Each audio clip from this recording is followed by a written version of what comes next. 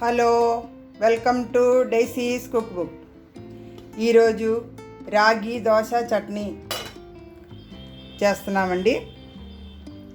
అయితే రాగి నిన్న రాత్రి నూరిసి పెట్టాను. 2 గ్లాసు రాగి అన్నమాట. సోలు 2 గ్లాసు రాగికి 1/2 గ్లాసు మినపప్పు, 1 స్పూను మెంతులు, రాగి సపరేట్, మినపప్పు సపరేట్ నానబెట్టాము. 2 గ్లాసు రాగికి 1/2 గ్లాసు మినపప్పు, 1 స్పూను మెంతులు, మళ్ళీ ఒక పిడికడి అట్టుగులు అనమాట. అట్టుగులు కరెక్ట్ నూరిన టైంలో ఒక 2 మినిట్స్ నానబెడితే చాలు. అయితే సపరేట్గా నూరాము. ముందు మినపప్పు నూరాము, తర్వాత రాగి నూరేసి ఉప్పు వేసి అట్టుగులు కూడా నూరేసి ఒక రాత్రి అంతా పెట్టుకున్నాను. బాగా ఫెర్మెంట్ అయింది, బాగా పొంగి వచ్చిందండి. ఇంక అందులోకి టమాటో కోకోనట్ చట్నీ చేద్దాం. టమాటో కోకోనట్ చట్నీకి కోకోనట్ ఒక పెద్ద స్పూన్ 2, ఒక ఉల్లిపాయలు, ఒక చిన్న ముక్క అల్లము, టమాటా చిన్నవి 4 తీసుకున్నాను, పెద్దవి అయితే 2 చాలు, పచ్చిమిర్చి కారం ఎంత కావాలో అంత, కరివేపాకు, కొత్తిమీర, కావలసినంత ఉప్పు. ఇంకా ఇవన్నీ కట్ చేసి ఉల్లిపాయలు, అల్లము, పచ్చిమిర్చి బాగా నూరాలి, బాగా వేపాలి. వేపేసి తర్వాత టమాటా బాగా స్మూత్గా వేపాలి. లాస్ట్లో కోకోనట్ వేసి లైట్గా వేడి చేస్తే చాలు. కోకోనట్ను కొత్తిమీర ఒక లైట్గా వేడి చేసి మొత్తం కలిపి చట్నీ చేద్దామండి. అప్పుడు ఎలా తయారు చేయాలో చూద్దాము. 2 స్పూన్ నూనెలో ఉల్లిపాయలు, పచ్చిమిర్చి, అల్లం వేసామండి. ఇది కొద్దిగా ఫ్రై అవ్వాలి. కొద్దిగా ఫ్రై అయిన తర్వాత అప్పుడు టమాటా వేసుకోవాలి.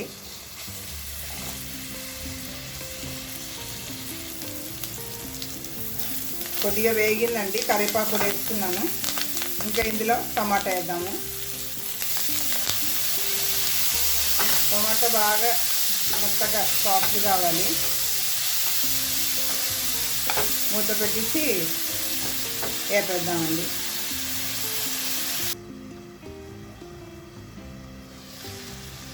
టమాటా బాగా సాఫ్ట్ అయిందండి, బాగా సాఫ్ట్ అయింది. ఇంకా కోకోనట్ ఒక 2 స్పూన్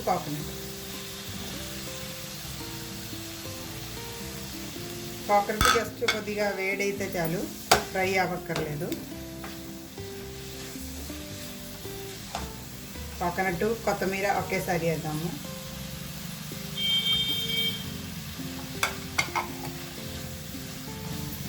జస్ట్ ఒకసారి మూత పెట్టేస్తే అయిపోద్ది. అప్పుడు ఇది చల్లారాక నూరేద్దామండి. నూరేసి దోశ తయారు చేద్దాం.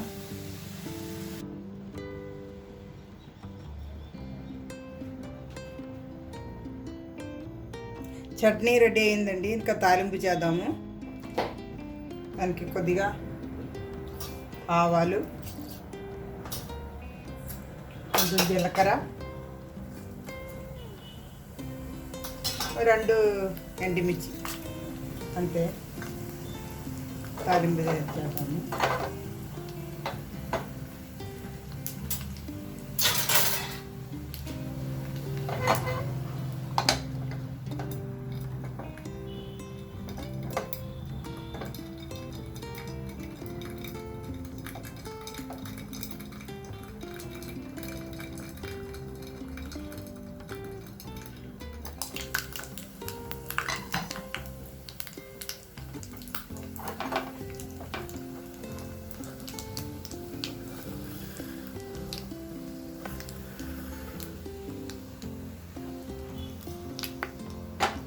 చట్నీలో వేస్తున్నామండి.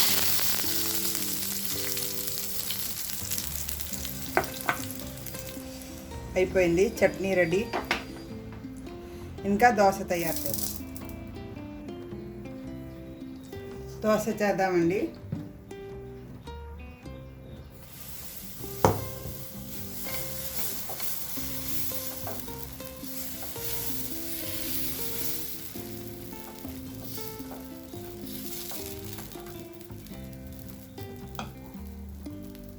ఆయిల్ కావాలంటే ఇష్టం, నేను ఒలివ్ ఆయిల్ వేస్తున్నాను. ఇష్టమైతే వేస్తే చాలు, అవసరం ఉంటే వేసుకోవచ్చు. ఫ్రై అయ్యాక తిప్పేద్దాము.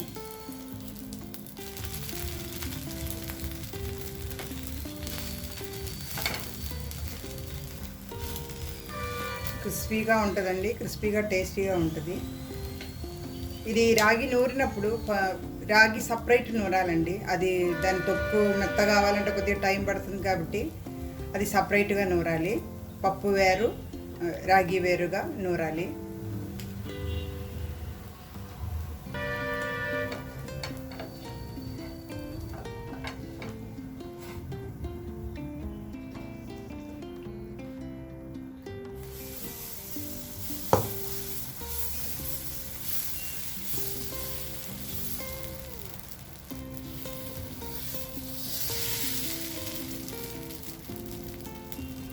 దీనిలో నేను కరివేపాకు పౌడర్ చేసాము, అది కూడా స్ప్రింకిల్ చేసుకోవచ్చు ఇష్టం వాళ్ళకైతే. చాలా టేస్టీగా ఉంటుంది.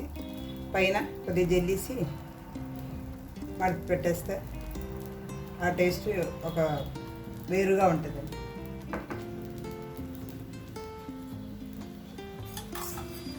కొద్దిగా ఆయిల్ జల్లేద్దాము.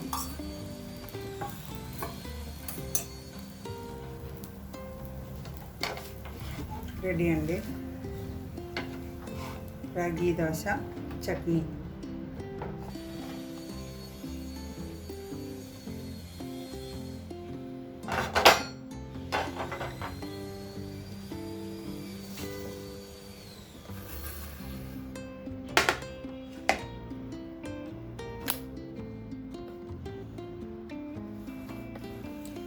రాగి దోశ చట్నీ రెడీ అండి.